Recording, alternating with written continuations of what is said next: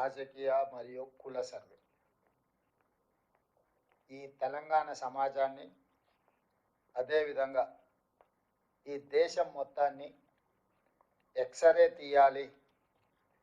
ఒక మనిషి ఎక్స్రే తీస్తే ఆ మనిషి లోపల బయట కనిపించే సమస్యనే కాదు, లోపల దీర్ఘకాలికంగా పేరుకపోయిన సమస్యలన్నిటిని కూడా ఎక్స్రే ఏ విధంగా అయితే బయట పెడుతుందో, ఈ దేశం యొక్క స్థితిగతులను ఈ సామాజిక, ఆర్థిక, విద్యా, ఉపాధి, రాజకీయ మరియు కుల సర్వే చేస్తే అన్ని వాస్తవాలు బయటకు వస్తాయి. ఎక్స్రే తీయాలని మన నాయకుడు రాహుల్ గాంధీ గారు కన్యాకుమారి నుంచి కశ్మీర్ వరకు పాదయాత్ర చేస్తున్న సందర్భంగా 4000 కిలోమీటర్లు 150 రోజులు మండు టెండల్లో మంచు కొండల్లో నడుస్తూ ప్రజలు ఆయన దృష్టికి తీసుకొచ్చిన విషయాలను క్రోడీకరించి ఈ ఎక్స్రే కాంగ్రెస్ పార్టీ తీస్తుంది, చేస్తుంది. ఆనాడు ఎస్సీ ఎస్టీ రిజర్వేషన్లు ఇచ్చిన, ఆ తర్వాత మహిళలకు రిజర్వేషన్లు ఇచ్చిన, కొద్దిమంది రాజులకు మహారాజులకు అందుబాటులో ఉన్న బ్యాంకులను జాతీయం చేసిన, ఉపాధి హామీ పథకం తీసుకొచ్చిన, ఫుడ్ సెక్యూరిటీ చట్టాన్ని తీసుకొచ్చిన, రైట్ టు ఇన్ఫర్మేషన్ యాక్ట్ తీసుకొచ్చిన, రైతులకు కనీస మద్దతు ధర మినిమం సపోర్ట్ ప్రైస్ రైతులు పండించిన పంటకు చట్టబద్ధత కల్పించిన, ఇలాంటివి ఈ దేశ ప్రజలు ఏమి కావాలని కోరుకుంటున్నారో వాటన్నిటినీ అందరికంటే ముందు కాంగ్రెస్ పార్టీ అందించింది. ఈరోజు బలహీన వర్గాలకు సంబంధించి ఒక లెక్క తేలాలి. వాళ్ళ జనాభా ఎంత ఉన్నదో ఆ జనాభాను లెక్కించి అన్ని రకాలుగా విద్య, ఉద్యోగ, ఉపాధి, నిధుల కేటాయింపు నుంచి మొదలు పెడితే అన్ని విషయాలలో వాళ్ళకు ఒక సామాజిక న్యాయం చెయ్యాలి అని బీసీ సంఘాలు డిమాండ్ చేయకంటే ముందే రాహుల్ గాంధీ గారే ఒక నాయకుడిగా నిర్ణయం తీసుకొని వారు చెప్పడం జరిగింది. తెలంగాణ రాష్ట్రంలో మిత్రుడు శ్రీహరి గారు ఇక్కడనే ఉన్నారు. వారి నియోజకవర్గంలో కర్ణాటక రాష్ట్రం నుంచి మహబూబ్ నగర్ జిల్లా మక్తల్ కృష్ణానదిని దాటుకుంటూ మొట్టమొదట వారు అక్కడ ఉదయించే సూర్యుడిలాగా తెలంగాణ రాష్ట్రంలోకి అడుగుపెట్టిన పాదయాత్రలు దాదాపుగా 24-25 రోజులు ఈ తెలంగాణ రాష్ట్రంలో పాదయాత్ర చేస్తూ నిజామాబాద్ జిల్లా జుక్కల్ నుంచి మహారాష్ట్రలోకి వారు ప్రవేశించడం జరిగింది. ఈ రాష్ట్రంలో పర్యటన చేసినంత కాలం రాహుల్ గాంధీ గారు స్పష్టంగా తెలంగాణ రాష్ట్రంలో కాంగ్రెస్ పార్టీని మీరు అధికారంలోకి తీసుకురండి, తప్పకుండా మా ప్రభుత్వం కులగణన చేసి తీరుతుంది, ఇది నా మాట అని చెప్పి రాహుల్ గాంధీ గారు మాట ఇచ్చింది ప్రజలకు. గాంధీ కుటుంబం మాట ఇస్తే ఏ త్యాగానికైనా సిద్ధమవుతుంది, కానీ మాట తప్పదు అని శ్రీమతి సోనియా గాంధీ గారు తెలంగాణ ప్రజలకు తెలంగాణ రాష్ట్రం ఇస్తా అని మాట ఇచ్చి రాజకీయంగా ఎన్నో ఒడిదుడుకులను ఎదుర్కొని తెలంగాణ రాష్ట్రాన్ని వారు ఇవ్వడం జరిగింది. ఆ సోనియా గాంధీ గారి కుమారుడు రాహుల్ గాంధీ గారు తెలంగాణ రాష్ట్రంలో మీరు మా ప్రభుత్వాన్ని ఏర్పాటు చేయండి, మీ కులగణన చేసే బాధ్యత కాంగ్రెస్ పార్టీ తీసుకుంటుందని వారు చెప్పారు. దాంతో తెలంగాణ రాష్ట్రంలో ఉన్న బలహీన వర్గాలు అందరూ కూడా ఒక అడుగు ముందుకేసి స్వతంత్రం వచ్చినప్పటి నుంచి ఈ రోజు వరకు నాయకులు వచ్చిర్రు పోయిర్రు, కానీ మేము ఎంతమంది ఉన్నామో లెక్క తేల్చలేదు. ఈరోజు రాహుల్ గాంధీ గారు మాట ఇస్తున్నారు, మనం ఒక అవకాశం కాంగ్రెస్ పార్టీకి ఇచ్చి ఈరోజు మన లెక్కలు తేల్చుకుందామని చెప్పి ముందుకు వచ్చి కాంగ్రెస్ ప్రభుత్వాన్ని ఏర్పాటు చేశారు. మరి ఆ బాధ్యతతో, ఆ ఆలోచనతో ఉన్న రాహుల్ గాంధీ గారు, కాంగ్రెస్ పార్టీ, శ్రీ మల్లికార్జున్ ఖర్గే గారు నన్ను తెలంగాణ రాష్ట్ర ముఖ్యమంత్రిగా వారు పార్టీ నిర్ణయం మేరకు శాసనసభ్యులు అందరూ కలిసి నాకు ఒక అవకాశం ఇచ్చారు. నేను ఇప్పుడు ఈ సమావేశంలో పాల్గొన్న పెద్దలందరూ, మంత్రులు, పిసిసి అధ్యక్షుడు, మాజీ పిసిసి అధ్యక్షులు, రాజ్యసభ సభ్యులు, అదేవిధంగా ఎంపీలు, ఎమ్మెల్సీలు, ఎమ్మెల్యేలు, కార్పొరేషన్ చైర్మన్లు, జిల్లా పార్టీ అధ్యక్షులు, ముఖ్యమైన మిత్రులందరూ ఈ సమావేశంలో ఉన్నారు. మన అధికారంలో రావడానికి అహర్నిశలు కృషి చేసిన వాళ్ళందరూ ఈ సమావేశంలో ఉన్నారు. ఈరోజు నేను మిమ్మల్ని అడుగుతున్నా, మన నాయకుడు రాహుల్ గాంధీ గారు మాట ఇచ్చిన తర్వాత ఆ మాటను ప్రజలు విశ్వసించి మనకు అధికారాన్ని కట్టబెట్టిన తర్వాత దీన్ని అమలు చేయడం నా బాధ్యతనా కాదా? కాబట్టి ఈరోజు మన నాయకుడు ఇచ్చిన మాటను తూచా తప్పకుండా అమలు చేయాలనే చిత్తశుద్ధితోని తెలంగాణ రాష్ట్ర ముఖ్యమంత్రిగా దేశంలో ఏ ముఖ్యమంత్రి, ఏ రాష్ట్ర ప్రభుత్వం ఈ నిర్ణయం చేయడానికి సాహసం చేయలే. దానివల్ల వచ్చే రాజకీయ పరిణామాలు కావచ్చు, లేకపోతే ఎదుర్కోవాల్సిన సమస్యల్ని చూసి భయపడి ఎవరు ముందుకు రాలే భారతదేశం మొత్తంలో. కానీ తెలంగాణ రాష్ట్ర ప్రభుత్వం రాహుల్ గాంధీ గారు ఇచ్చిన మాటను నిలబెట్టాలి అన్న ఆలోచనతోటి 100% ఈ విషయాన్ని పారదర్శకంగా ప్రజల్ని మమేకం చేసి ప్రభుత్వాన్ని పూర్తి స్థాయిలో ఇందులో ఈ కార్యాచరణలో ఈ కార్యక్రమంలో ప్రభుత్వాన్ని పూర్తి స్థాయిలో భాగస్వాములను చేసి ఈ కార్యక్రమాన్ని చేపట్టినము. చాలా మంది ఇదేదో ఆశామాసి ఆనాడు సమగ్ర కుటుంబ సర్వే కేసీఆర్ గారు 12 గంటలలో చేసి ఇదే లెక్కలని కాకి లెక్కలని చెప్పాను. ఏ రోజు కూడా అధికారికంగా వారు క్యాబినెట్లో పెట్టడం కానీ శాసనసభకు వివరాలు ఇవ్వడం కానీ ప్రభుత్వం ఎక్కడ అధికారికంగా లెక్కలు చూపించలేదు. ఈ రాష్ట్రంలో ఉన్న జనాభానంతా లెక్క కట్టి ఒక కుటుంబం ఒక వ్యక్తి ఆ వివరాలను దాచిపెట్టుకొని ఎన్నికలు వచ్చినప్పుడు ఆయనకు అవసరమైన విధంగా ఆ సమాచారాన్ని వినియోగించుకొని రాజకీయ ప్రయోజనం పొందేదే తప్ప 10 సంవత్సరాలలో ఆ సమాచారాన్ని పేదల కోసం వినియోగించలేదు. అందుకే కాంగ్రెస్ పార్టీ ప్రభుత్వం ఎప్పుడైతే ఈ కులగణన చేయాలి, ఈ వివరాలను సేకరించాలనుకున్నప్పుడు వివిధ రాష్ట్రాలలో ఈ దేశంలో ఎక్కడెక్కడ ఏ రాష్ట్రాలు ఇందులో ప్రయత్నం చేసినాయి, ఆ ప్రయత్నాలలో విజయం సాధించిన వాళ్ళు ఎవరు, వైఫల్యం చెందిన వాళ్ళు ఎవరు అని స్టడీ చేసి ఒక అధికారుల బృందాన్ని బీహార్, హర్యానా, కర్ణాటక, రాజస్థాన్ వివిధ రాష్ట్రాలకు తిప్పి అధికారుల బృందాన్ని సమాచారాన్ని సేకరించడము. అదేవిధంగా ఒక మంత్రివర్గ ఉపసంఘాన్ని వీటన్నిటిని పర్యవేక్షించడానికి ఉత్తమ్ కుమార్ రెడ్డి గారిని, దామోదర్ రాజనరసింహ గారిని, శ్రీధర్ బాబు గారిని, మిత్రుడు పొన్నం ప్రభాకర్ గారిని, సీతక్కను ఒక మంత్రివర్గ ఉపసంఘాన్ని వేసి, ఎందుకంటే దీనికి అధికారిక కార్యాచరణ ఒక అధికారిక గుర్తింపు ఉండాలని మంత్రివర్గ ఉపసంఘాన్ని వేసాం. ఈ మంత్రివర్గ ఉపసంఘము అధికారిక బృందము వివిధ రాష్ట్రాలలో పర్యటించి సమాచారణ సేకరణ చేసి ఆ వివరాలన్నీ కూడా మంత్రివర్గానికి వాళ్ళు వివరిస్తే అక్కడి నుంచి వివిధ రాష్ట్రాలలో వచ్చిన సమస్యలను దృష్టిలో పెట్టుకొని ఇది ఏదో ఒక డిపార్ట్మెంట్ చేస్తే దీనికి చట్టంలో కోర్టులో ఇబ్బంది వస్తుంది అని చెప్పి ఇతర రాష్ట్రాల అనుభవాలను దృష్టిలో పెట్టుకొని ప్లానింగ్ డిపార్ట్మెంట్ చేయాలని చెప్పి ఒక నిర్ణయానికి వచ్చినాం. ఈరోజు ప్రభుత్వం మొత్తం సేకరించిన సమాచారాన్ని మంత్రివర్గ ఉపసంఘం ఇచ్చిన సూచనకు ప్రభుత్వం నిర్ణయం తీసుకొని దీని ఒక నోడల్ ఏజెన్సీ కింద ప్లానింగ్ డిపార్ట్మెంట్ కింద అన్ని శాఖలు వస్తాయి కాబట్టి planning department as a nodal agency కింద మనము ఈరోజు నియమించుకున్నాము. ప్లానింగ్ డిపార్ట్మెంట్ ఫైనాన్స్ మినిస్టర్ కింద వస్తుంది. అందుకే ఉప ముఖ్యమంత్రి బట్టి విక్రమార్క గారు ఆర్థిక మంత్రిగా ఉన్నారు. వారి కింద ఉన్న సందీప్ సుల్తానియా ప్లానింగ్ డిపార్ట్మెంట్ హెడ్గా అధికారిగా సీనియర్ ఐఏఎస్ ఆఫీసర్గా ఉన్నారు. ఈ బాధ్యతను ఉప ముఖ్యమంత్రి బట్టి విక్రమార్క గారికి ప్లానింగ్ డిపార్ట్మెంట్ సందీప్ సుల్తానియా గారికి అప్పగించడం జరిగింది.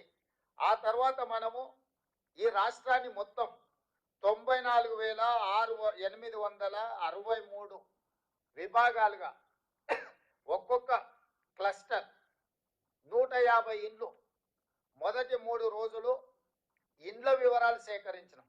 ఇట్లా ప్రతి ఇంటికి వెళ్ళి ఒక స్టిక్కర్, ప్రతి ఇంటికి వెళ్ళి ఆ ఇంటికి ఒక నెంబర్ వేసి ఫస్ట్ ఇండ్ల సమాచారాన్ని సేకరించినాం. 3 రోజులు ఇదే ప్రక్రియ మీద 94,863 మంది ఎన్రోలర్స్ ఇల్లు తిరిగి ఇంటికి స్టిక్కర్లు అంటించి ఫస్ట్ ఇండ్ల లెక్క రాసుకొచ్చారు.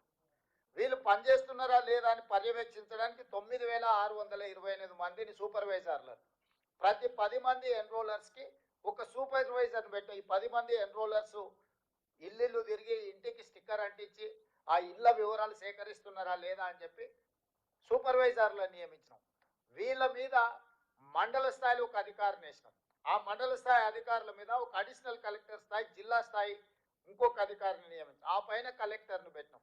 అంటే కలెక్టరు, అడిషనల్ కలెక్టరు, మండల స్థాయి అధికారి, ప్రతి 10 మంది ఎన్రోలర్స్కి ఒక సూపర్వైజరు, ఆ కింద ప్రతి 150 ఇళ్లకు ఒక ఎన్రోలర్. ఇంత వ్యవస్థను పక్కడబందిగా 1,03,889 మందిని ఈ ప్రక్రియలో భాగస్వాములను చేసినాము. ప్రభుత్వంలో ఉన్న 15 శాఖలకు సంబంధించిన సిబ్బందిని మనం ఇందులో వినియోగించినాం. అందులో ప్రధానంగా టీచర్లు, ఇతర విభాగాలకు సంబంధించిన అధికారులను ఇల్లు వెళ్ళి ఈ 150 ఇళ్లకు సంబంధించిన సమాచారాన్ని తీసుకురావాలని ఇచ్చినాం. వాళ్ళకి రెగ్యులర్గా గవర్నమెంట్ ఇచ్చే జీతమే ఇస్తే వాళ్ళకి ఇంట్రెస్ట్ ఉండదని చెప్పి ఈ ఎన్రోలర్స్గా పాల్గొన్న వాళ్ళకు కూడా మనం ఒక్కొక్కరికి 10,000 రూపాయలు ఇవి చేయడానికి వాళ్ళకు ప్రత్యేకంగా నిధులు ఇచ్చినాం. 160 కోట్ల రూపాయలు మొత్తం ప్రభుత్వ అధికారులు పనిచేసిన అదనంగా 160 కోట్ల రూపాయల నిధులను కేటాయించి 50 రోజులు నిరంతరం 1,03,889 మంది ప్రభుత్వ సిబ్బంది ఇల్లు తిరిగి సమాచారాన్ని సేకరించారు. ఈ సేకరించిన సమాచారం మొదట ఇళ్లకు ఇట్లా స్టిక్కర్లు అతికించి ఇండ్ల లెక్క తీసినాం. ఆ తర్వాత మొత్తం 8 పేజీల సమాచారం ఇట్లా ప్రతి పేజీలో సమాచారాన్ని సేకరించి చివరి పేజీలో 8వ పేజీలో ఇక్కడ ఇంటి యజమాని సంతకం, ఇక్కడ ఎన్రోలర్ సంతకం, ఎన్యూమరేట్ చేసిన ఎన్రోలర్ సంతకం, ఇక్కడ సూపర్వైజర్ సంతకం. ఇందులో 8 పేజీలలో ఇచ్చిన సమాచారం ఆ ఇంటి యజమాని మొత్తం చదివి ఇన్న తర్వాత సంతకం పెట్టి ఇచ్చిన సమాచారం. ఇది ప్రభుత్వ సిబ్బంది పోయి ఇంటి ముందర కూర్చోనో లేకపోతే ఇంటి బయట ఎవరినో వేరేళ్ళని అడిగి ఇంటి ఆయన ఏ కులమయ్యా లేకపోతే ఇంటి ఆయన ఏం చేస్తాడని అడిగి సేకరించిన సమాచారం కాదు. ఇవాళ ఇక్కడ ఉన్న మిత్రులందరికీ 8 పేజీలల్లా ప్రతి కాలం 57 కాలమ్స్ ఉన్నాయి. దీంట్లో ప్రతి కాలం ఇంటి యజమాని ఇచ్చిన సమాచారంతో పాటు ఇంటి యజమాని సంతకం తీసుకొని వాళ్ళ మొబైల్ నెంబర్ తీసుకొని సేకరించిన ఎన్యూమరేటర్ సంతకం పెట్టి ఈ ఎన్యూమరేటర్ మీద ఉన్న సూపర్వైజర్ సంతకం పెట్టి ప్రతి 150 ఇళ్లకు సంబంధించిన సమాచారాన్ని క్రోడీకరించి కంప్యూటరీకరించినము. 36,000 మంది డేటా ఎంట్రీ ఆపరేటర్లను సపరేట్గా ఈ 1,03,889 మంది సమాచారం సేకరించిన సిబ్బంది కాకుండా డేటా ఎంట్రీ ఆపరేటర్లను 36,000 మంది సిబ్బందిని అదనంగా తీసుకొని ఈ 36,000 మంది సిబ్బంది ఏ ఎన్రోలర్ ఎవరైతే ఉన్నాడో ఆ 150 ఇట్లాంటి 8 పేజీల సమాచారాన్ని తీసుకొని అతనే కంప్యూటర్ ఆపరేటర్ పక్కన కూర్చొని ఒక్కొక్క వివరాలు కంప్యూటర్లో ఎంట్రీ చేయించి, ఎందుకంటే గతంలో సమగ్ర కుటుంబ సర్వే చేసినప్పుడు ఎస్సీ ఉపకులాల సమాచారము ఈరోజు ఉన్నాయి 59 కులాలు. కానీ సమగ్ర కుటుంబ సర్వేలో ఒక రోజులో చేరడం వల్ల 82 కులాలుగా ఎస్సీ ఉపకులాలను రాసుకొచ్చారు వాళ్ళు. ఎందుకు 82 కులాలు వచ్చినా నేను స్టడీ చేసిన 82 ఎందుకుంది. మోచి MOCHI ఆ కులం, కానీ కొందరు ముచ్చి అని రాసిన పోయినాడు MUCHI అని రాసిన.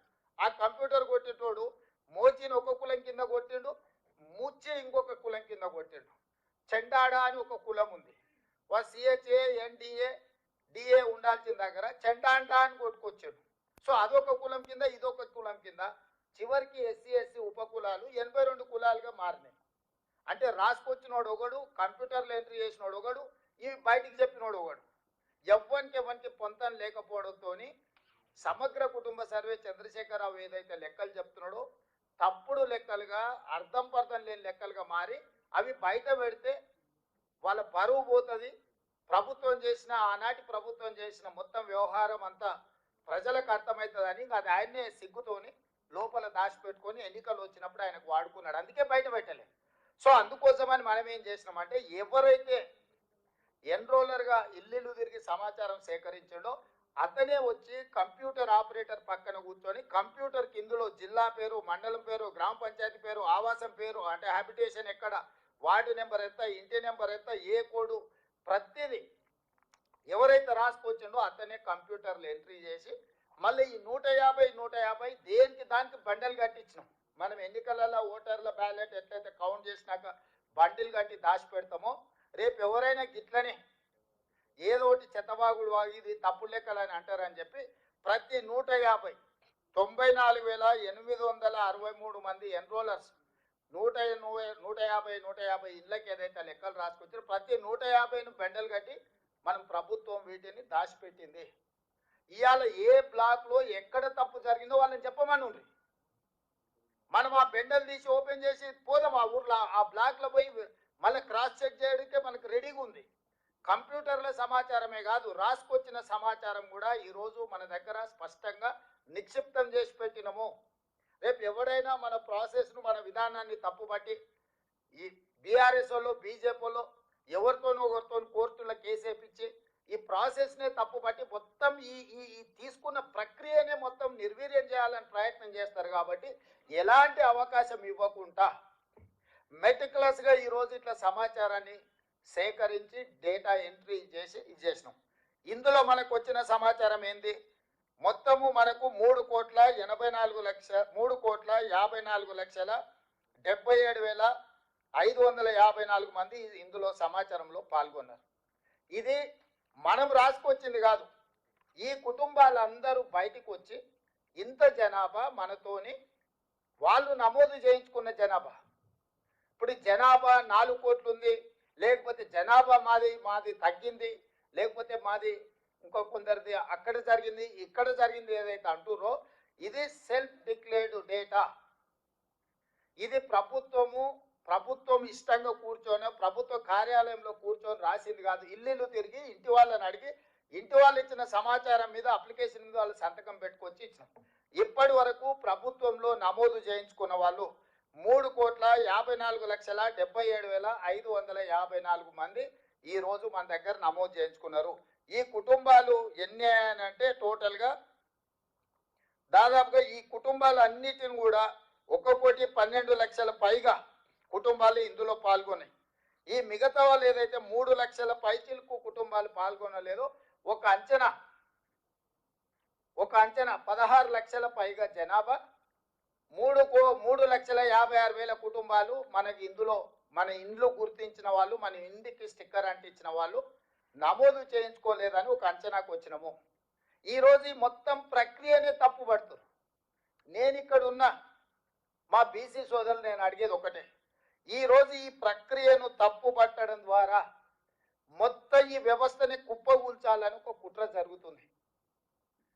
మనోళ్ళు కూడా తెలిసి తెలియక ఏదైనా చిన్నది పెద్ద తప్పు జరిగితే మేము సరిదిద్దుకుంటామనో, లేకపోతే అవునా అట్లా జరిగిందా అని మన దాంట్లో ఉన్న వాళ్ళే వాళ్ళ అతి తెలివితేటలు ప్రదర్శించి, లేకపోతే వాళ్ళ గుర్తింపు కోసం ఈ లెక్కలు తప్పనో, దీన్ని అట్లా చేయండి అనో, దీన్ని ఇట్లా చేయండి అనో ఇట్లా మాట్లాడడం ద్వారా 1931లో బ్రిటిషర్స్ తర్వాత మండల్ కమిషన్ కూడా వాళ్ళు ఇచ్చిన నివేదిక బ్రిటిషర్స్ ఇచ్చిన లెక్క మీదనే బేస్ అయి మండల్ కమిషన్ ఆ రోజు నివేదిక ఇచ్చింది. స్వతంత్రం వచ్చినప్పటి నుంచి ఈ రోజు వరకు ఎవ్వరు, ఏ రాష్ట్రము, ఏ ముఖ్యమంత్రి, ఏ ప్రధానమంత్రి, ఎంత పెద్ద నాయకుడు ఉన్నా, ఎంత గొప్ప నాయకుడు ఉన్నా ఈ ప్రయత్నమే చేయలేదు. ప్రయత్నం ప్రారంభిస్తే ఆగిపోయింది. 2011లో మన్మోహన్ సింగ్ గారు ఉన్నప్పుడు సోనియా గాంధీ గారు ఆదేశాలు ఇచ్చారు, డేటా కలెక్ట్ చేసిండ్రు, కానీ దాన్ని టేబుల్ చేయనీయలేదు. ఇప్పుడు మోడీ గారు నేను బీసీని అంటాడు, 12 ఏళ్ళు అయింది ప్రధానమంత్రి. ఆనాడు కాంగ్రెస్ పార్టీ ఇచ్చిన నివేదికను బయట పెట్టమని ధైర్యం ఉంటే, బీసీల పట్ల ప్రేమ ఉంటే బండి సంజయ్ గారిని ఈరోజు ఆ నివేదికను బయట పెట్టించమని మనం సేకరించిన 2011 ఒక ప్రయత్నం చేసింది కాంగ్రెస్ పార్టీ. ఆ వివరాలు ఉన్నాయి కేంద్ర ప్రభుత్వం దగ్గర. Ask them to table that details చెయ్యరు. ఎందుకు అని అంటే ఒక్కసారి లెక్క తెలిస్తే లెక్క ప్రకారం వాటా అడుగుతారు, కోటా అడుగుతారు. ఒకసారి అడగడం మొదలు పెడితే ఇయ్యాలి కాకపోతే రేపైనా అది అమలు జరుగుతుంది. ఓవర్ నైట్ ఒకటే రోజు జరగకపోవచ్చు. స్వతంత్రం అడగంగానే వచ్చిందా? కొట్లాడంగా వచ్చింది. తెలంగాణ రాష్ట్రం ఒకటేసారి వచ్చిందా? ఎన్నో సంవత్సరాలు కొట్లాడితే తెలంగాణ రాష్ట్రం వచ్చింది. ఇవాళ ఈ బీసీ లెక్కలు కూడా ఓవర్ నైట్ రాలే. కొన్ని ఏళ్ళ నుంచి కొట్లాడుతున్నారు సంఘాలు, నాయకులు, వీళ్ళు కొన్ని దశాబ్దాల నుంచి అడుగుతూనే ఉన్నారు. యూనివర్సిటీలలో బీసీ రిజర్వేషన్లు లేకపోతే ఆనాడు తీసేస్తే హనుమంతరావు గారు పోయి సోనియా గాంధీ గారిని మాట్లాడి అమెండ్మెంట్ తీసుకొచ్చి యూనివర్సిటీల రిజర్వేషన్లు ఇచ్చారు. శివశంకర్ గారు ఉన్నప్పుడు ఈ యొక్క జాతుల కోసం ఇందిరాగాంధీ గారి కాడి నుంచి కేంద్ర ప్రభుత్వం మీద ఒత్తిడి తీసుకొచ్చి ఎన్నో ప్రయోజనకరమైన అంశాలను పొందుపరిచారు. ఏది కూడా ఒక్కరోజు రాత్రి ఊరికే రాదు. కొట్లాడి సాధించుకునేవి మిగిలినాయి. ఇవాళ ఎన్నో ఏళ్ళ నుంచి కొట్లాడుతున్నది, ఎంతో దీర్ఘకాలికంగా వాయిదా పడుతున్న ఒక డిమాండ్ను ఈరోజు మనం సక్సెస్ఫుల్గా దీన్ని ముందుకు తీసుకెళ్తున్నాము. దాంతో ఇందులో పాల్గొనని వాళ్ళు, ఇదంటే ఇష్టం లేని వాళ్ళు, ప్రధానంగా రాజకీయాలలో బీఆర్ఎస్, బీజేపీ.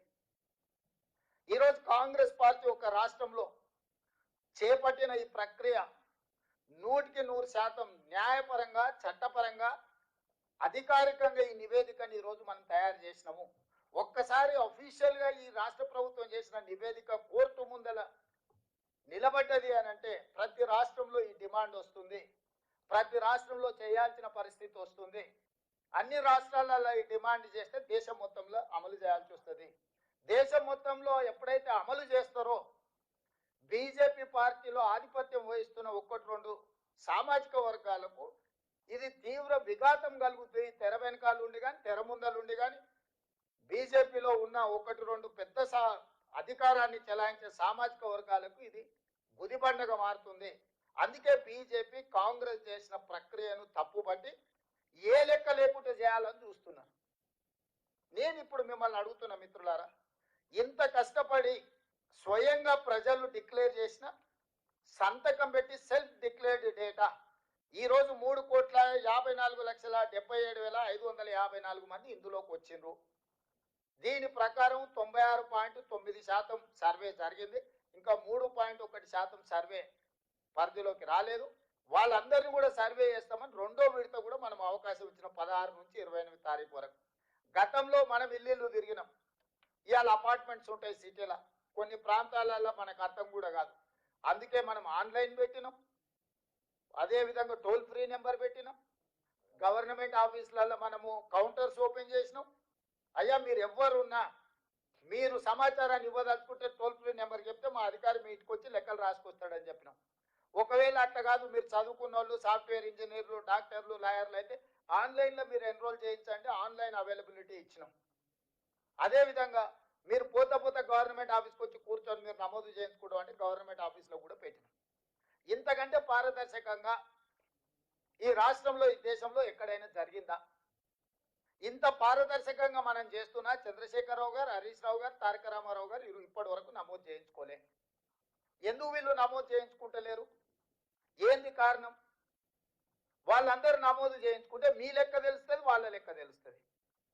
50% పైన ఉన్న మీ లెక్క తెలుస్తుంది, 60% ఉన్న వాళ్ళ లెక్క తెలిస్తే రేపు పొద్దుగాల మీరు అడుగుతారు కదా, పోయిన మంత్రివర్గంలో ఎవరెవరు ఉన్నారు? చంద్రశేఖరరావు, హరీష్ రావు, తారక రామారావు, దయాకర్ రావు, వినోద్ రావు, ఎంతమంది మంత్రులు ఉన్నారు? మీరు అడుగుతారు కదా. 60% ఉంటే మీరు కన్నీ తీసుకుంటే మరి 50% పైన ఉన్న మరి మా సంగతి తెలుసారని మీరు లెక్కలు అడుగుతారని.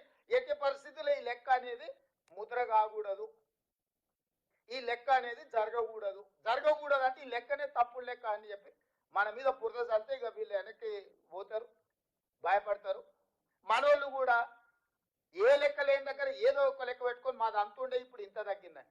అయ్యా నేను ఈరోజు చెప్తున్నా, మన మిత్రులు వినయ్ కుమార్ గారు ఒక మాట చెప్పారు, వీలైతే గతంలో లెక్కలు ఏవైతున్నాయో అఫీషియల్గా మీరు ఒకసారి లిస్ట్ అయ్యారు. గతంలో చంద్రశేఖరరావు ఇచ్చిన లెక్క ప్రకారం 51% బీసీలు, 21 మీరు నోట్ చేసుకోండి అందరు, 51% బీసీలు చంద్రశేఖరరావు ఇచ్చిన లెక్క, 21% ఓసీలు, 18% ఎస్సీలు, 10% ఎస్టీలు, 51, 21, 72, 18 ఎస్సీలు, 90, 10 ఎస్టీలు, 100%. 4 కేటగిరీల కింద చంద్రశేఖరరావు గారు ఇచ్చిన లెక్క.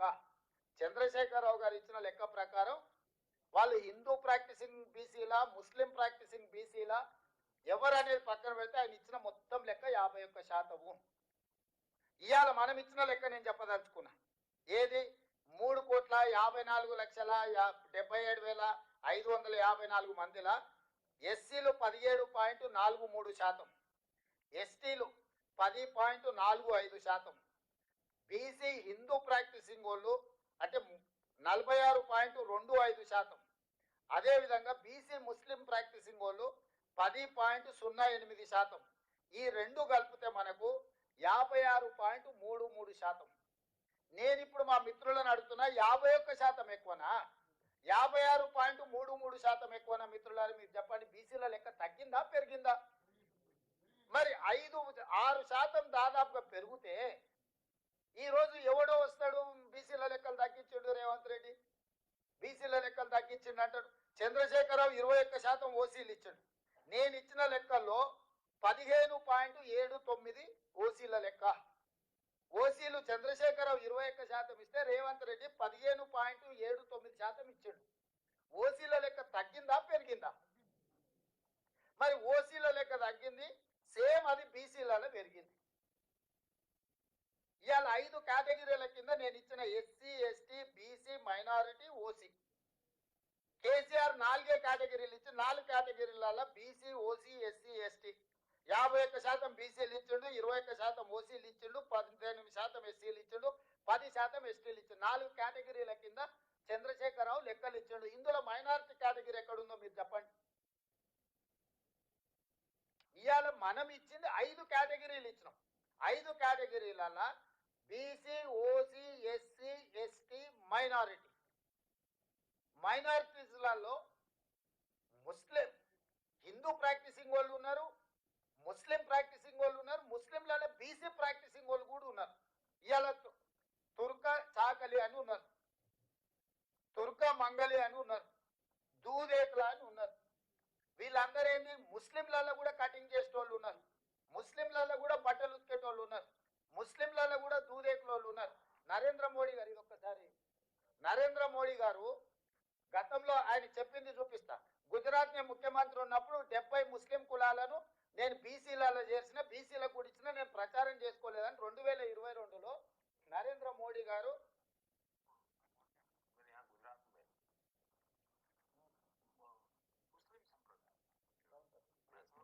70 जातियां ऐसी हैं जो ओबीसी है, और मेरे गुजरात में जब मैं था उनको ओबीसी की कैटेगरी में बेनिफिट मिलता था, लेकिन कभी मैं मीडिया में नहीं देखा. మళ్ళొకసారి వినిపిస్తున్నాను. बैकवर्ड नहीं, जैसे मेरे यहाँ गुजरात में मुस्लिम संप्रदाय में मैं समझता हूँ कि 70 जातियां ऐसी हैं जो ओबीसी है, और मेरे गुजरात में जब मैं था उनको ओबीसी की कैटेगरी में बेनिफिट मिलता था, लेकिन कभी मैं मीडिया में नहीं देखा. ఏమన్నాడు, మనందరికీ హిందీ వచ్చు. నేను నా గుజరాత్లో 70 జాతులు ముస్లింలు ఓబీసీలలో ఉన్నారు, నేను చేసిన వాళ్లకు. కాకపోతే నేను ఎప్పుడు మీడియాలో చెప్పుకోలేదని ఈ దేశ ప్రధానమంత్రి నరేంద్ర మోడీ గారు 2022లో అఫీషియల్ ఇంటర్వ్యూలో చెప్పిన ప్రధానమంత్రిగా. మరి ఇప్పుడు బండి సంజయ్ గారు రేవంత్ రెడ్డి తీసుకొచ్చి బీసీలను మన ముస్లింలను తీసుకొచ్చి బీసీలో కలిపి అంటాడు. డాక్టర్ బాబాసాహెబ్ అంబేద్కర్ గారు ఇచ్చిన రాజ్యాంగంలో దూదేకులోలు బీసీ బి గ్రూప్లు ఉన్నారు. ఎస్సీలు క్రిస్టియన్ గా కన్వర్ట్ అయితే బీసీ సి గ్రూప్లు ఉన్నారు. ఎస్సీలు కూడా మన వినయ్ గారికి తెలవాలి. ఎస్సీస్ ఎవరైనా క్రిస్టియన్ కన్వర్షన్ జరిగితే వాళ్ళని తీసుకొచ్చి ఎస్సీలను కూడా బీసీ సి గ్రూప్లు యాడ్ చేసిండ్రు, కన్వర్షన్ జరిగిన వాళ్ళను. సో ఇవాళ ఇవన్నీ ఎందుకు వాళ్ళు మాట్లాడుతున్నారు అని అంటే సింపుల్, ఈ లెక్క తేలిందని అంటే ఆ తర్వాత మా సంగతి ఏంటి చెప్పండి అని మీరు అడుగుతారు. మీరు అడగొద్దంటే ఈ లెక్కలు తేలొద్దు. నేను మిమ్మల్ని అడుగుతున్నా ఏం ప్రాసెస్. నేను చంద్రశేఖరరావుని అడిగినా, కిషన్ రెడ్డిని అడిగినా, బండి సంజయ్ని అడిగినా, లేకపోతే ఇతర నాయకులను అడుగుతున్నా, అయ్యా మేము ఒక ప్రక్రియ ద్వారా ఈ కులగణన మేము చేపట్టినము, ప్రతి మనిషి లెక్కలు వివరాలు సేకరించి వాళ్ళతో సంతకం తీసుకొని ప్రభుత్వం ఒక అఫీషియల్ డాక్యుమెంట్ ఇచ్చినాము. తప్పుడు లెక్క అని తప్పుడు మాటలు మాట్లాడకుండా ఎట్లా తప్పు లెక్క చెప్పుర్రి. ఏ బ్లాక్ లో ఏ ఇంట్లో ఏ కులాన్ని నేను తప్పు రాసుకొచ్చినా 100% పారదర్శకంగా పక్కా లెక్క చేసిన ఇవాళ. ఎందుకంటే ఈ దేశానికే తెలంగాణ రోల్ మోడల్ గా నిలబడబోతుంది. ఇవాళ ఇన్నేళ్ళైనా మండల్ కమిషన్ ని, మండల్ ఆయన ఎప్పుడో బీహార్కు ముఖ్యమంత్రి ఉండే, ఆనాడు 79లో మండల్ కమిషన్ ఇచ్చి ఈ రోజుకి ఆయన పేరు మండల్ కమిషన్ అంటే ఒక వ్యక్తి పేరు. ఎందుకు ఈ రోజు వరకు మీరు మనందరం ఎవ్వరూ మాట్లాడినా మండల్ కమిషన్ మండల్ పేరు తీసుకుంటున్నాం అంటే చరిత్రలో నిలిచిపోయే ఒక గొప్ప చారిత్రాత్మక సాహసోపేతమైన నిర్ణయము. ఈరోజు రాహుల్ గాంధీ ఆదేశాల మేరకు మీరందరూ ఎన్నిక చేసి మీరందరూ అవకాశం ఇచ్చారు తెలంగాణ రాష్ట్రానికి. నేను ముఖ్యమంత్రి అయినా, తెలంగాణ రాష్ట్రానికి ముఖ్యమంత్రి అవడం అనేది ఆషామాషి విషయం కాదు. నా జీవితంలో ఈ లెక్క చేస్తే రేపు భారతదేశంలో ఎవరైనా ఆనాడు తెలంగాణ రాష్ట్రంలో రేవంత్ రెడ్డి ముఖ్యమంత్రిగా ఉన్నప్పుడు బలహీన వర్గాల లెక్క పక్కా తెలిసిండు. అది నరేంద్ర మోడీ, రాహుల్ గాంధీ గారా, లేకపోతే నేను ఇంకోరా చెప్పట్లేదు. ఎవరైనా ఈ దేశంలో ఒక నివేదిక గురించి చర్చించాలంటే తెలంగాణ రాష్ట్రం గురించి, రేవంత్ రెడ్డి గురించి మాట్లాడాల్సిందే. ఇది చరిత్రలో నిలిచిపోయే చారిత్రాత్మకమైన సందర్భము. చరిత్రలో ఒక గొప్ప అవకాశాన్ని జారవిడ్చుకుంటే అంతకంటే రాజకీయ అజ్ఞానం కానీ లేకపోతే దురుద్దేశం కానీ ఇంకోటి ఉండదు. నేను రాజకీయ అజ్ఞానంతో లేను. నేను నాయకుడు ఇచ్చిన ఆదేశాలను అమలు చేసే ఒక కార్యకర్త, క్రమశిక్షణ కలిగిన కార్యకర్తగా నా నాయకుడు ఇచ్చిన ఆదేశాలను, నా నాయకుడు తెలంగాణ ప్రజలకు ఒక మాట ఇచ్చిండు, మా ప్రభుత్వం తీసుకురండి, మీరు మీ లెక్క కట్టి పక్కాగా మీకు అప్పచెప్తామని మా నాయకుడు చెప్పిండు. సంవత్సరం తిరిగే లోపల ఆ మాట నిలబెట్టాలని ఈరోజు ఇంత గొప్ప కార్యక్రమాన్ని నేను తీసుకొని ముందరికి వచ్చిన. నాకు తెలుసు నాకు ఎన్ని ఒత్తిళ్ళు ఉన్నాయి. మీకు కనిపించకపోవచ్చు, కనిపించకుండా నా మీద జరుగుతున్న ఒత్తిడి ఇది ఎట్లో గట్ల వాయిదా పెట్టు అని, లేకపోతే ఈ లెక్కలు బయట పెడితే రాబోయే రాజకీయ పరమైన ఇబ్బందులు, వీటన్నిటిని ఎంతో మంది వచ్చి నాకు చెప్పినా కూడా నేను ఒకటే మాట చెప్పిన, అయ్యా ఇది చరిత్రలో నిలిచిపోయే ఒక గొప్ప అవకాశము. ప్లస్ మా నాయకుడు రాహుల్ గాంధీ గారు ఈ దేశానికి, ఈ రాష్ట్రానికి ఇచ్చిన మాట, నాయకుడు ఆదేశాలను పాటించడమే నా ధర్మము. ఈ వేదిక మీద ఇంతమంది సీనియర్ నాయకులు ఉన్నారు, నాకంటే చాలా మంది. హనుమంత్ అన్న మేము పుట్టినప్పటి నుంచే రాజకీయాలలో ఉన్నాడు. చాలా మంది ఇప్పుడు జానారెడ్డి గారు లాంటి వాళ్ళు 40-50 ఏళ్ళ నుంచి ఉన్నారు. వీళ్ళందరికీ రాని అవకాశం నేను ముఖ్యమంత్రి అయినా. వీళ్ళందరికీ రాని అవకాశం నాకు ముఖ్యమంత్రి అయ్యే అవకాశం చిన్న వయసులో వచ్చింది. ఎందుకు వచ్చింది? ఆనాడు ఆ నాయకుడితోనైనా నాయకుడు ఏం కోరుకుంటాడో, నాయకుడు ఏం ఆదిస్తాడో 100% నాయకుడి ఆదేశాల మేరకు, పార్టీ నిర్ణయం మేరకు పనిచేసిన కాబట్టి నాకు అవకాశాలు వచ్చినాయి. ఈనాడు కూడా కాంగ్రెస్ పార్టీ, మన నాయకుడు రాహుల్ గాంధీ గారు 100% ఇది అద్భుతంగా చెయ్యాలని వారు కోరుకుంటున్నారు. రాహుల్ గాంధీ దేశం ప్రజల ముందు ఈ విషయంలో ఒక మాట ఇచ్చిండు. పార్టీ కోరుకుంటుంది, నాయకుడు ఆదేశించిండు, దాన్ని తూచా తప్పకుండా 100% అమలు చేయాలన్నదే నా ఆలోచన. కాబట్టి ఈరోజు దీన్ని పారదర్శకంగా పక్కాగా చేస్తున్నా. ఎవరికైనా ఏమైనా శశపిశలు, అపోహలు, అనుమానాలు ఉంటే పక్కన పెట్టండి. ఈ రోజు మనం చేసిన లెక్క 100% పక్క. ఎవడు ఏం చెప్పినా నమ్మకండి మిత్రులారా. ఇవాళ మీరు ఈ లెక్కను తప్పు వాటి రటిగా దేశంలో లెక్కనే లేదు, పోల్చడానికి లెక్క లేదు, భవిష్యత్తులో ఎవరు చేయరు. ఇక ఏ రకంగా మేము ఇంతమంది ఉన్నామని మీరు కొట్లాడతారు నాకు చెప్పండి. ఇవాళ ఈ అవకాశాన్ని మీరు వదులుకుంటే ఇక మళ్ళీ అవకాశం వస్తుందని నేను చేయడానికి వేరే ప్రక్రియ లేదు. నేను చేయగలిగిన, ఈ ప్రభుత్వం చేయగలిగిన ప్రతి అంశాన్ని పరిగణలోకి తీసుకొని మన దగ్గర జిల్లాలు తిరిగినాం. డెడికేటెడ్ కమిషన్ భూసాని వెంకటేశ్వరరావు గారిని వేసిన ఒక BC IAS, BC commission G Niranjan గారిని కాంగ్రెస్ పార్టీ క్రమశిక్షణ కలిగిన నాయకుని బీసీ కమిషన్ చైర్మన్ చేసినాం. వాళ్ళందరి సలహాలు తీసుకొని డెడికేటెడ్ బీసీ కమిషన్ వేసి వెంకటేశ్వరరావు గారిని, వాళ్ళ ఫాదర్ కూడా గొప్ప బీసీ నాయకుడు, అట్లాంటి వాళ్ళని పెట్టి ఈరోజు ఈ ప్రక్రియ అంతా చేసినాం. అన్ని నియోజకవర్గాలలో అధికారులు పర్యటించారు, అన్ని జిల్లాలలో పర్యటించారు, బీసీ కమిషన్లు పర్యటించారు, డెడికేటెడ్ కమిషన్ పర్యటించింది, మా మంత్రివర్గ ఉపసంఘం పర్యవేక్షించింది, మా డిప్యూటీ సీఎం గారు పర్యవేక్షించారు. 12 సార్లు నేనే స్వయంగా పర్యవేక్షించి చీఫ్ సెక్రటరీ నుంచి మొత్తం వ్యవస్థలను అంతా ఇందులో భాగస్వాములను చేసి 50 రోజులు చంద్రశేఖరరావు 12 గంటలలో కాకి లెక్కలు చేస్తే పక్కడిబందిగా 50 రోజులు లక్షలాది మంది అధికారులను నేను ఇందులో ఉపయోగించి నేను లెక్క చేసిన. ఈ లెక్కను కూడా ఇవాళ తప్పని వాళ్ళు తప్పుడు ఆరోపణలు చేస్తే మన వాళ్ళు మౌనంగా ఉంటే శాశ్వతంగా నష్టపోతారు. ఇంకే రాష్ట్రం కూడా ముందుకు రాదు. ఇవాళ ఈ రాష్ట్రంలో లెక్క పక్కా తెలిస్తే మిగతా రాష్ట్రాలలో మిగతా ముఖ్యమంత్రులందరికీ కూడా విధి లేని పరిస్థితి వస్తుంది. మోడీ గారికి కూడా చెయ్యక తప్పని పరిస్థితి కల్పించాలి. అందుకే రాహుల్ గాంధీ గారు మన పార్లమెంట్లో, లోక్సభలో బడ్జెట్ సమావేశాల సందర్భంగా మాట్లాడిండు. ఆ తర్వాత బీహార్లో మాట్లాడిండు. దేశం మొత్తం ఈ తెలంగాణలో మోడల్ని రాహుల్ గాంధీ గారు తీసుకొని దేశం మొత్తం నలుమూలలు పర్యటించి డిమాండ్ చేయాలని రాహుల్ గాంధీ గారి కార్యాచరణ తీసుకుంటుండు. కాబట్టి ఈ కార్యాచరణతో రాహుల్ గాంధీ గారు ముందుకెళ్తే నరేంద్ర మోడీ గారికి రాజకీయంగా తీవ్రమైన విమర్శను, రాజకీయంగా తీవ్రమైన వ్యతిరేకతను ఎదుర్కోవాల్సిన పరిస్థితి. ఎందుకంటే 12 ఏళ్ళు ప్రధానమంత్రి కూడా ఆయన చేయలేదు. రాహుల్ గాంధీ డిమాండ్ చేస్తున్నాడు, రాహుల్ గాంధీ తెలంగాణలో చేయించిందంటే రేపు దేశంలో ప్రధానమంత్రి 100% రాహుల్ గాంధీ గారు ఇది చేస్తారని ప్రజలకు ఒక్కసారి బలహీన వర్గాలకు నమ్మకం కలిగిందంటే రాహుల్ గాంధీ దేశానికి ప్రధానమంత్రి అవుతాడు. రాహుల్ గాంధీ ప్రధానమంత్రి అయితే మొట్టమొదట నష్టపోయేది నరేంద్ర మోడీ. నరేంద్ర మోడీ గారి పదవి పోతే బండి సంజయ్ది, కిషన్ రెడ్డి ఉద్యోగం ఆటోమేటిక్గా ఊడిపోద్ది. వాళ్ళ ఉద్యోగాల రక్షణ కోసం మన ప్రభుత్వం చేసిన ప్రక్రియ మొత్తాన్ని తప్పుబట్టి దీంట్లో కొంతమంది కొంతమంది కొన్ని సంఘాలను కొంతమంది వ్యక్తులను వాళ్ళకు ఉన్న పరిమితమైన జ్ఞానమో సమాచారం లేకపోవడం వల్లనో వాళ్ళు ఏదేదో మాట్లాడుతున్నారు.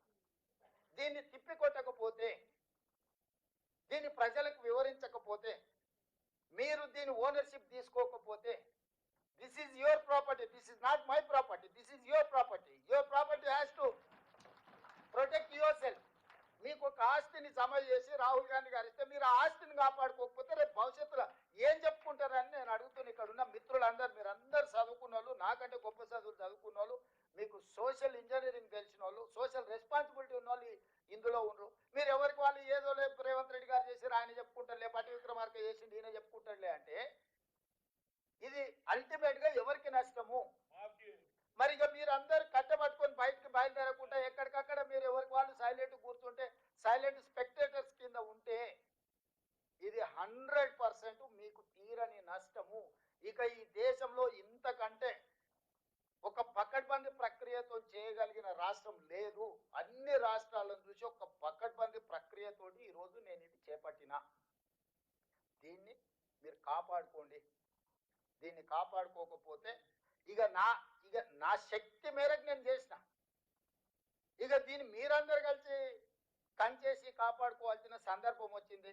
దీన్ని కాపాడుకోండి.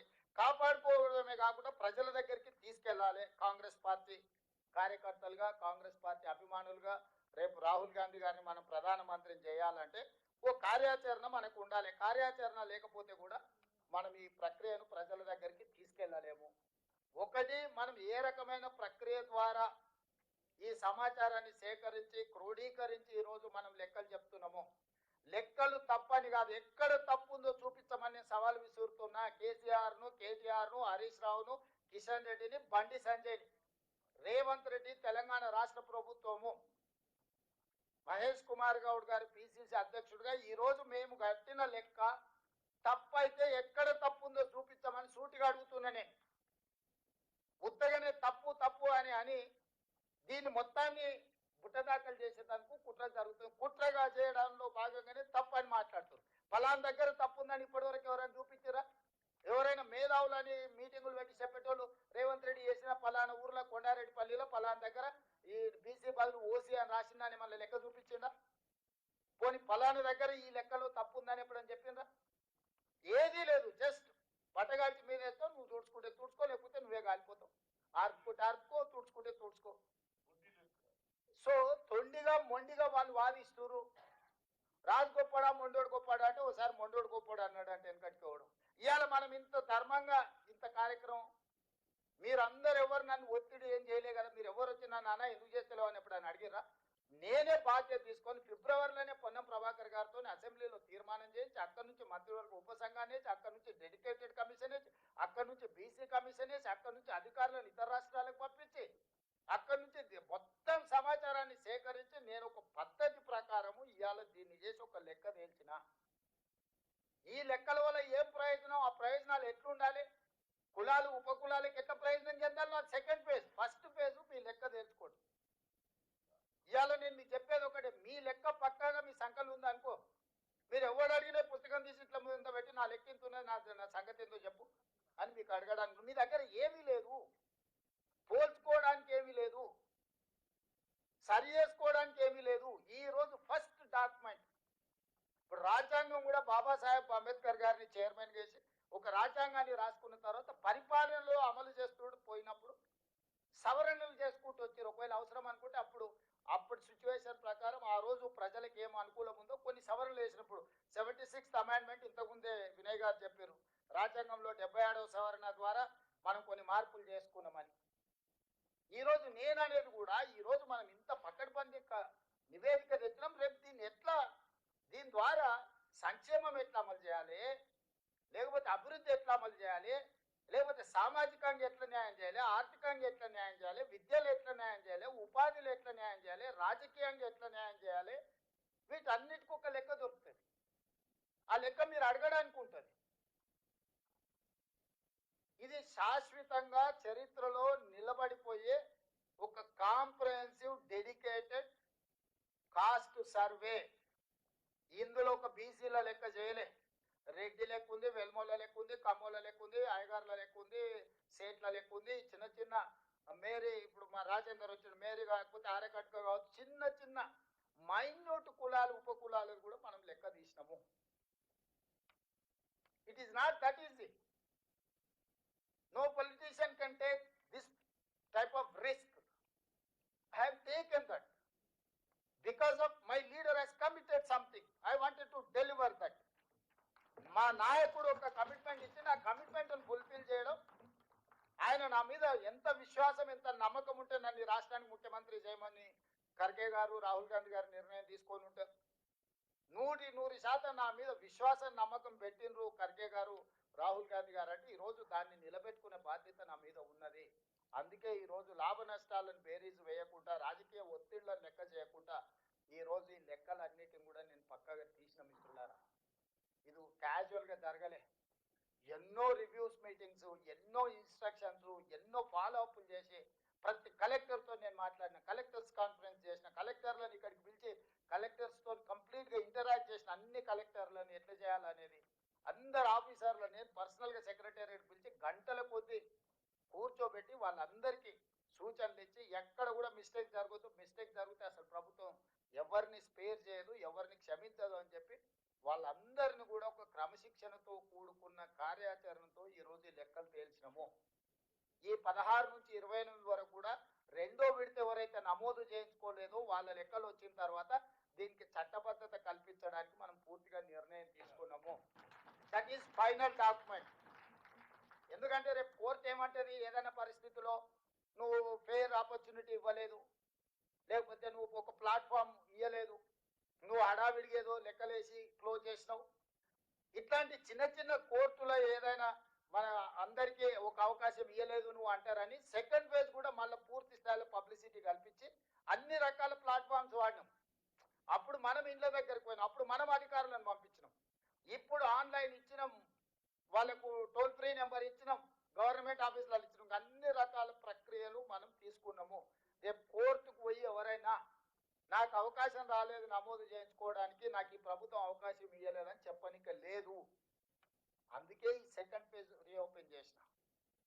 వాళ్ళంటారు ఇది తప్పు లెక్క కాబట్టి అందుకే సెకండ్ ఫేజ్. అరే పిచ్చోడా, చేసిన లెక్క 100% కరెక్ట్. ఎవరైతే ఇందులోకి 3.1% బయట ఉన్నారో బయట ఉన్న వాళ్ళని బడికి రమ్మని మళ్ళీ పిలిచినాం. బయట ఎవడు ఉన్నాడా, లెక్కలకు రాకుండా చంద్రశేఖరరావు, హరీష్ రావు, తారక రామారావు ఉన్నాడు.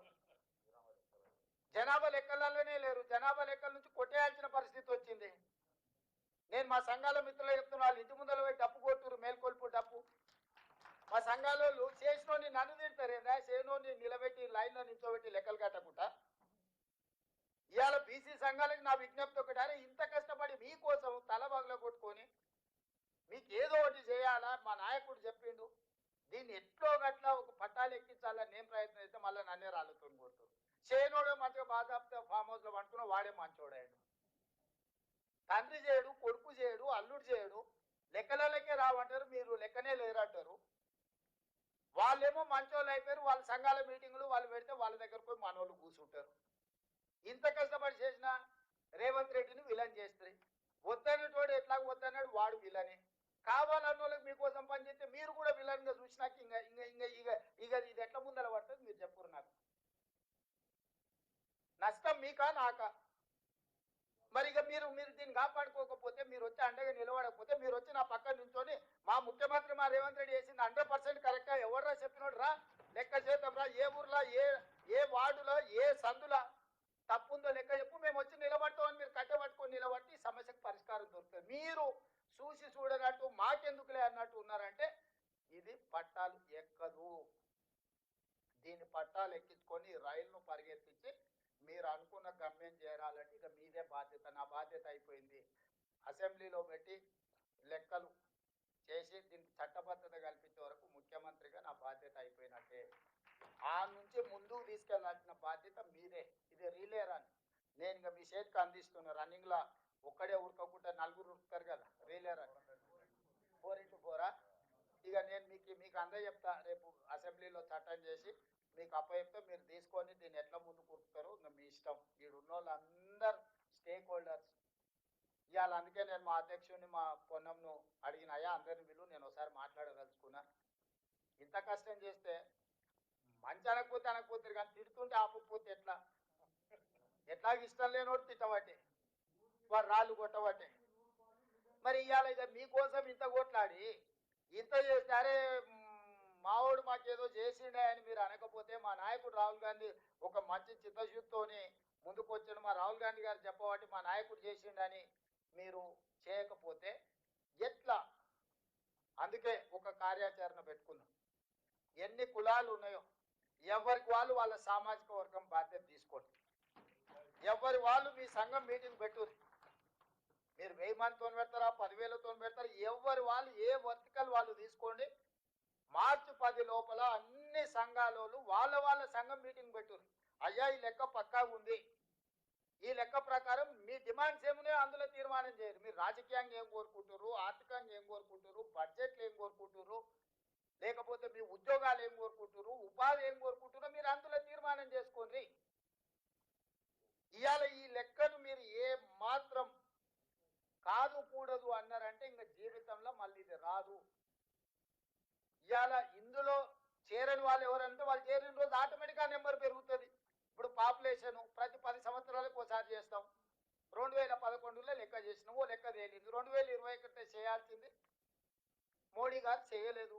ఎందుకనంటే కులగణన కూడా జనగణనలో కులగణన చేరుస్తే మొత్తం లెక్కలు తేలితే వాళ్ళ పెద్దోళ్ళు ఎవరైతే అనుభవిస్తారో వాళ్ళ బండారం బయట పడుతుంది, వాళ్ళు ఆపిరు. ఇప్పుడు మనం ఒత్తిడి చేస్తే 25లో 26లో అనే జనగణన చేస్తాడు కదా, ఆ జనగణనలో కులగణన చేస్తామని మనం డిమాండ్ చేస్తామని వాళ్ళు వద్దంటారు. ఇవాళ జనగణన చేసి కులగణన చేసినప్పుడు ఆటోమేటిక్గా 11 తర్వాత 25లో 26లో వేస్తే జనాభా పెరుగుతుంది కదా. ఇవాళ ఒకటి మనం ఛాలెంజ్ చేయాలంటే బీజేపీ వాళ్ళకి నేను చూడుగా ఛాలెంజ్ చేస్తున్నా. మీరు జనగణనలో కులగణన చేయండి, అప్పుడు నా లెక్క తప్పు ఒప్పు మీకే పక్కగా తెలుస్తుంది. మీకు చిత్తశుద్ధి ఉంటే నా అఫీషియల్ డాక్యుమెంట్ను మీరు అఫీషియల్గా మీరు కౌంటర్ చేయదలుచుకుంటే రేపు జరగబోయే జనగణనలో కులగణనను చేర్చండి, చేర్చి లెక్కలు చేయండి. చేసి మోడీ గారి డాక్యుమెంట్ ఏందో తీయండి, రాహుల్ గాంధీ గారి డాక్యుమెంట్ ఏందో రెండు పక్కన పెడతాం. ఎవరు లెక్క తప్పు ఎవరు లెక్క ఒప్పు. నువ్వు లెక్క చేయకుండానే లెక్క పెట్టకుండానే నా లెక్కను తప్పు అంటున్నావు. ఎట్లా? దీని సహేతుకత ఏముంది? తప్పనటోడి తప్పుడు మాటలకు. అందుకే ఈ సమావేశంలో మీ అందరి అనుమతితోటి ఒకటి రాబోయే కేంద్ర ప్రభుత్వం చేపట్టబోయే జనగణనలో కులగణనను చేర్చాల్సిందే, ఇది తీర్మానము. సేమ్ తీర్మానం మన అసెంబ్లీ చేసినాం, మీ అందరి ఆమోదంతో ఇది. రెండవది, ఏ సామాజిక వర్గ రెజల్యూషన్ మూవ్ చేస్తున్నా మీరు అందరు ఈ రెజల్యూషన్కు మీరు అందరు కూడా మద్దతు ఇవ్వాలి. రెండవది, ఏ సామాజిక వర్గాలు ఆ సామాజిక వర్గాల సమావేశాలు పెట్టండి. మీరు ఆ సమావేశాలు పెట్టకుండా మీరు దీన్ని ఓన్ చేసుకోకపోతే ఇది అనాథ అవుద్ది. దీన్ని అనాథం చేయకండి. ఈ నివేదికను ఈ వివరాలను అనాథం చేయకండి. మీరు ఆదరించండి, మీరే దాన్ని సొంతం చేసుకోండి. సొంతం చేసుకున్నప్పుడే మీకు ప్రయోజనం ఉంటుంది. ఈ రోజు ఇక్కడ ఈ వేదిక మీద చాలా మంది మిత్రులు ఉన్నారు. గౌడ్ సమావేశం గౌడ్స్ చేయండి, యాదవుల సమావేశం యాదవులు చేయండి, ముదిరాజుల సమావేశం ముదిరాజులు చేయండి, అదేవిధంగా పద్మశాలీల సమావేశం పద్మశాలీలు చేయండి, కురుబలు, ఇట్లా ఏ సామాజిక వర్గం, నేను ఒక్కటి కాదు, ఏవైతే 104 కులాలకు సంబంధించిన అన్నారో ఎవరి శక్తి మేరకు వాళ్ళకు.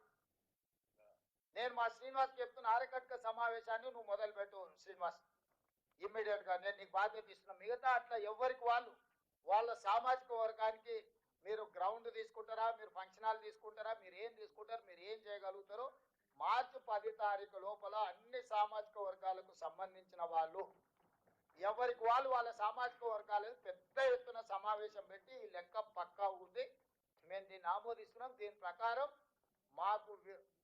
మాకు సామాజికంగా ఆర్థికంగా విద్య ఉపాధి రాజకీయంగా అవకాశాలు కావాలని మీరు తీర్మానం చేయండి. మీ తీర్మానాలు అన్నింటిని తీసుకెళ్ళి నేను రాహుల్ గాంధీ గారి ముందర పెడతా. మా రజక సోదరుల తరఫు నుంచి మా శంకర్కు చెప్తున్నా, నేను మా రజకులు అందరినీ రాష్ట్రంలో ఉన్న వాళ్ళు అందరినీ సమావేశం పెద్ద మీటింగ్ పెట్టమని శంకర్కి ఆదేశాలు ఇస్తున్నా. నేను మా కుర్మ యాదవ్ మా కుర్మ సోదరులు ఉన్నారు, ఎమ్మెల్సీ గారు ఎక్క మల్లేశం గారు, మిగతా సామాజిక వర్గాలకు కూడా ఎవరికైనా కష్టాలు ఉంటే వారు ఇంత సాయం చేస్తారు. రేపు చేసినప్పుడు మా ఒడేర్లు ఉన్నారు, జయపాల్ ఉన్నాడు, మా సరితమ్మ ఉంది, ఈ దీంట్లోనే అంటే నేను కొన్ని ఉదాహరణ చెప్తే ఏ సామాజిక వర్గం వాళ్ళు ఆ సామాజిక వర్గం మీ చేతనైన కాడికి మీ యూనిటీని ప్రదర్శించండి. మీరందరూ కలెక్టివ్గా దీన్ని ఓన్ చేసుకోండి. అప్పుడే దీనికి ఒక లీగల్ శాంటిటీ వస్తుంది. దీనివల్ల రాజకీయంగా కానీ ఆర్థికంగా కానీ విద్య కానీ ఉపాధిలో కానీ మీకు ప్రయోజనం ఉంటుంది. మీరు ఇది ఓన్ చేసుకోకుండా మీరు ఏదో కావాలని ఆశిస్తే ఏమి రాదు, ఏమి రానియరు. చంద్రశేఖరరావు రానియాడు, కిషన్ రెడ్డి రానియాడు, వాళ్ళ జతకు బండి సంజయ్ కూడా తోడాడు. బండి సంజయ్ మోడీ ఓటు చెప్తే బండి సంజయ్ ఓటు చేస్తాడానే? మీరు చెప్పండి. మా రాహుల్ గాంధీ చెప్పాడు కాబట్టి నేను చేసిన. వాళ్ళు మోడీ గారు వద్దంటారు కాబట్టి బండి సంజయ్ వద్దంటారు. సింపుల్. దీంట్లో ఏంది? పెద్ద సైన్స్ ఉందా, మ్యాథమెటిక్స్ ఉంది? ఏముంది? Simple approach. మా నాయకుడు రాహుల్ గాంధీ ఇది చేయాల్సిందే అన్నాడు, నేను తూచా తప్పకుండా పాటించిన. వాళ్ళ నాయకుడు మోడీ బీసీల లెక్కలు వద్దన్నాడు, బండి సంజయ్ వద్దంటుండు. బండి సంజయ్ ఇష్టం ఎవరు అడిగిర్రు? మనం కావాలనుకుంటున్నాం, కావాలనుకున్న వాళ్ళు మన సైడ్ నిలబడు, వద్దనుకునే వాళ్ళు వాళ్ళ సైడ్ నిలబడు. సింపుల్. అందుకే దీంట్లో ఈ సమావేశంలో మీరు కార్యాచరణ మా పిసిసి అధ్యక్షుడికి మా మిత్రుడు పొన్నం ప్రభాకర్ గారికి నా సూచన, ఏ సామాజిక వర్గాలకు వాళ్ళకు ముఖ్యమైన నాయకులకు బాధ్యత ఇవ్వండి. ఏ డేట్ నాడు వాళ్ళు సమావేశం పెట్టుకుంటారు, ఏ డేట్ నాడు వాళ్ళు నిర్వహించుకుంటారు, వాళ్ళ నిర్వహణ చేసుకోవడానికి వాళ్ళని ఇచ్చేయండి. ఏదైనా చిన్నదో పెద్దదో ఏదైనా ఎవరైనా బలహీనంగా ఉండి పూర్తిగా ఇబ్బందికరమైన పరిస్థితి ఉంటే మా ఏకే మల్లేశం ఉన్నాడు, లేకపోతే ఇటు పక్కన మా సోదరుడు మా మధు నీలం మధు ఉన్నాడు. ఇట్లా బలహీన వర్గాలలో బలంగా ఉన్న వాళ్ళు కూడా కొంతమంది ఉన్నారు. మా బీర్ల ఐలే ఉన్నాడు. ఇట్లా బలహీన వర్గాలలో బలంగా ఉన్న వాళ్ళు కూడా వాళ్ళని ఆదుకుంటారు. అదేమి ఇబ్బంది కాదు. ఏది ఉన్నా ఎవరికి వాళ్ళు జేపాలు కట్టు అంటే జేపాలు కప్పేసిన సీను కప్పేసిన అట్లా ఇంకా మీ ఇష్టం. ఆ సైడ్ నేను బోధించుకోలేదు. సో నా సూచన ఒక్కటే, ఒకరు సహకరించుకొని దీన్ని మనము ఓనర్షిప్ తీసుకోవాలి. ఇది ఓనర్షిప్ తీసుకోకపోతే ఇక మనకే నష్టము. ఎందుకనంటే రాహుల్ గాంధీ గారు దీన్ని జాతీయ స్థాయిలో దీన్ని ఈ నివేదికను పెట్టి కేంద్ర ప్రభుత్వం మీద మోడీ గారి మీద ఒత్తిడి చేయాలనుకుంటున్నారు. రేపు జరగబోయే జనగణనలో కులగణన జరగాలంటే దీనికి ఒక చట్టబద్ధత రావాలి. చట్టబద్ధతతో పాటు ప్రజల ఆమోదం కూడా పొందాలి. చట్టం నేను చేస్తా, కానీ ప్రజల ఆమోదం లార్జర్ తెలంగాణ సమాజం అంతా దీన్ని ఆమోదించిందంటే చేయాల్సిన బాధ్యత మీ అందరి మీద ఉంది. మీ అందరూ అది చేయకుండా యూనివర్సిటీలలో సెమినార్లు పెట్టండి. కైలాష్ ఉన్నాడు, లేకపోతే మోటార్ రోహిత్ ఉన్నాడు, యూనివర్సిటీల పిల్లలు మీరు ఉన్నారు కదా, యూనివర్సిటీలలో మీరు సెమినార్స్ పెట్టండి. ఇంత మంచి యాక్టివిటీ చేసినా మేము తీసుకున్నామని యూనివర్సిటీ సెమినార్స్ మొదలు పెట్టండి. ఇంటలెక్చువల్ సెమినార్స్ పెట్టండి. ఇప్పుడు అదర్ సైడ్ వాళ్ళు నెగటివ్ క్యాంపెయిన్ చేస్తారు. వాళ్ళు అన్ని రకాలుగా దీన్ని ముందుకెళ్ళకూడదని వాళ్ళు ఎక్కడైనా సూచన చేసినా మీరు చెప్పండి. నన్ను పక్కన పెట్టండి ముఖ్యమంత్రిగా. వీడు ఇంతమంది ఉన్నారు కదా, చంద్రశేఖరరావు ఏమైనా సూచన చేసిండా, హరీష్ రావు ఏమైనా చేసిండా, కిషన్ రెడ్డి ఏమైనా చేసిండా, లేకపోతే సంజయ్ ఏమైనా చేసిండా? మీరు చేసిన లెక్క తప్పు. సింపుల్, ఒకటే మాట. కాబట్టి అది వద్దు. ఇప్పుడు ఒకవేళ ఇందులో ఏదైనా లోపం అంటే ఫలానా లోపం ఉందా, ఈ లోపాన్ని సరిదిద్దామని చెప్పమని ఉంది. ఏ లోపం లేదు కాబట్టి, ఏం చెప్పడానికి అవకాశం లేదు కాబట్టి అబద్ధాలు తీసుకొచ్చి మిమ్మల్ని అందరినీ నమ్మించే ప్రయత్నం చేస్తారు. దీనికి మనం చూడనట్టు ఊరుకున్నా మనకెందుకులే, ఏదో వాళ్ళు తిప్పలాలు పడుతున్నారు. అది మహేష్ గౌడ్, పొన్నం ప్రభాకర్, రేవంత్ రెడ్డి, హనుమంతరావు, అంజన్ కుమార్ యాదవ్ సమస్య కాదు. ఇది 56.33% బలహీన వర్గాల సమస్య. దీనికి ఒక పరిష్కారం చూపించాలి. ఇది ఎక్స్రేనే కాదు, మెగా హెల్త్ చెకప్ అని నేను అనదలుచుకున్నా. రాహుల్ గాంధీ గారు ఎక్స్రే అన్నారు, నేను ఒక స్టెప్ ముందుకేసి ఇది మెగా హెల్త్ చెకప్. దీంట్లో హెల్త్ ఉంది, వెల్త్ ఉంది, అన్నీ ఉన్నాయి. ఈ మెగా హెల్త్ చెకప్ రిపోర్ట్ మీ దగ్గర ఉంటే మీరు ఏ డాక్టర్ దగ్గర పోయినా, ఆర్ఎంపీ డాక్టర్ దగ్గర పోయినా వాడు కాగితం తిప్పి చూస్తారే ఈ సమస్య ఉన్నది, దీని పరిష్కారం ఏదో చూడాలని అంటారు. మీకు అసలు ఏ హెల్త్ చెకప్ లేకుండా మీరు ఎట్లా భవిష్యత్తులో ముందుకు పోతారు మిత్రులారా? సో దీన్ని మీరు అవతల కుట్రాన్ని తిప్పికొట్టుకుంటూనే దీన్ని ఎట్లా మనం ముందుకు తీసుకెళ్లాలని కూడా కార్యాచరణలో ఎంతసేపు వాడు మనల్ని తిట్టిన వాడు మనం వాళ్ళు తిట్టడం కాదు. భవిష్యత్ కార్యాచరణ కూడా మీరు అంత ఇంటెలెక్చువల్స్ ఉన్నారు, ఇంటెలెక్చువల్స్ పెట్టి దీన్ని ఎట్లా ముందుకు తీసుకెళ్ళాలి. రాహుల్ గాంధీ గారు మాకు ఒక సూచన చేసిండు, ఇంటెలెక్చువల్స్ ఒక న్యూట్రల్ కమిటీ వేయండి. ఆ న్యూట్రల్ కమిటీ ఇచ్చే సూచనలు మనం రేపు పొద్దుగాల దీన్ని ఎట్లా ముందుకు తీసుకెళ్లాలా అని. ఇదంతా కన్సల్టేషన్, కన్సెన్సస్ బిల్డ్ చేసే ఒక ప్రాసెస్. రాజ్యాంగం కూడా ఓవర్ నైట్ జరగల. ఎన్నో రకంగా చర్చలు చేసి ఎన్నో కమిటీలు వేసి ఎంతో మంది చేసుకొని చేస్తే రాజ్యాంగం వచ్చింది. వచ్చిన రాజ్యాంగాన్ని కూడా మనం పరిస్థితులను బట్టి అమెండ్మెంట్ చేసుకుంటూ వచ్చినాం. ఇది కూడా మనం ఈరోజు తయారు చేసుకునే భవిష్యత్తులో మన అవసరాలను బట్టి అమెండ్ చేసుకుంటాం. ఎట్లెట్లా దీన్ని మనం చట్టబద్ధత కల్పించాలి, భవిష్యత్తులో అమలు చేసేటప్పుడు ఏమేం చేయాలో ఒక పాలసీ డాక్యుమెంట్గా మారుతుంది. ఈ పాలసీ డాక్యుమెంట్ని వాళ్ళు డిఫ్యూజ్ చేయాలని చూస్తున్నారు ఎదురుగున్నోళ్ళు. దయచేసి మిత్రులారా ఈ అవకాశాన్ని జారవిడ్చుకోకండి. రేపు ఎవరు వస్తారో ఎవరు పోతారో ఎవరి ఆలోచన ఎట్లుంటుందో నాకు తెలియదు. ఈరోజు మొండిగా ఎన్ని ఒత్తిళ్ళు ఎన్ని ఇబ్బందులు వచ్చినా ఈరోజు చెయ్యాలి రాహుల్ గాంధీ చెప్పింది కాబట్టి చేసిన. ఈ చేసిన దాన్ని మీరు ఓన్ చేసుకోండి. మీరు ఎవ్వరు కష్టపడాల్సిన లేదు. కష్టం అంతా మేము చేస్తాం. మేము చేసి మీకు తీసుకొచ్చి ఇస్తా. బలహీన వర్గాలకి ఇదే బైబిల్, ఇదే భగవద్గీత, ఇదే ఖురాన్ అని చెప్పదలుచుకోండి. ఇంతకు మించిన పాలసీ డాక్యుమెంట్ ఈ దేశంలో లేదు. నేను అథెంటిక్గా ఆన్ రికార్డ్ చెప్తున్నా. స్వతంత్రం వచ్చినప్పటి నుంచి ఈ రోజు వరకు ఏ రాష్ట్ర ప్రభుత్వం ఏ ముఖ్యమంత్రి చేయలే. ఇవాళ మనం చేసినాము. నాకు అది గర్వంగా ఉంది. మా నాయకుడు చెప్పింది నేను చేసిన నాకు ఒక సాటిస్ఫాక్షన్. ప్రజా జీవితంలో ఎన్నోసార్లు ఎన్నో ఏళ్ళు ఉంటాం. కాకి కూడా ఎన్నో ఏళ్ళు బతుకుతుంది. ఏం లాభము? ఒక నాయకుడిగా మొదటి సంవత్సరంలోనే ముఖ్యమంత్రి అయినప్పుడు ఇంత పెద్ద సోషల్ రెవల్యూషన్ని నేను అడ్రస్ చేసిన అంటే నాకు కూడా ఒక సాటిస్ఫాక్షన్ జీవితంలో. వెనక్కి తిరిగి చూసుకుంటే ఏం చేసినావు అని 20 ఏళ్ళ అంటే నేను కులగణన చేసిన అని ఏడైనా తలెత్తుకొని చెప్పగలిగినంత ఒక గొప్ప నిర్ణయాన్ని ఈరోజు తెలంగాణ రాష్ట్ర ప్రభుత్వం చేసింది. ఇది ఆషామాషి నివేదిక కింద కాగితాల కింద చూడకండి. ఇది బలహీన వర్గాల భావోద్వేగం. ఇది బలహీన వర్గాల భావోద్వేగం. ఈ భావోద్వేగాన్ని నేను గౌరవించి దీన్ని ముందుకు తీసుకెళ్లడానికి ట్రై చేస్తున్నాం. మీరందరూ ఈ విషయం మిగతా విషయాలలో నాతో విభేదించినా పర్వాలేదు. ఈ విషయంలో మాత్రం మీరు ఉన్నోళ్ళందరూ కలిసికట్టుగా అండగా నిలబడండి. దీన్ని ముందుకు తీసుకెళ్దాము. నాకు ఇది చిత్తశుద్ధితో ముందుకు తీసుకెళ్లడం తప్ప నాకు వేరే లక్ష్యం లేదు. ఈ లక్ష్యాన్ని ముందుకు తీసుకెళ్దామని చెప్పి మీ అందరికీ తెలియజేస్తూ మీ అందరి దగ్గర సెలవు తీసుకుంటున్నా. ధన్యవాదాలు మిత్రులారా.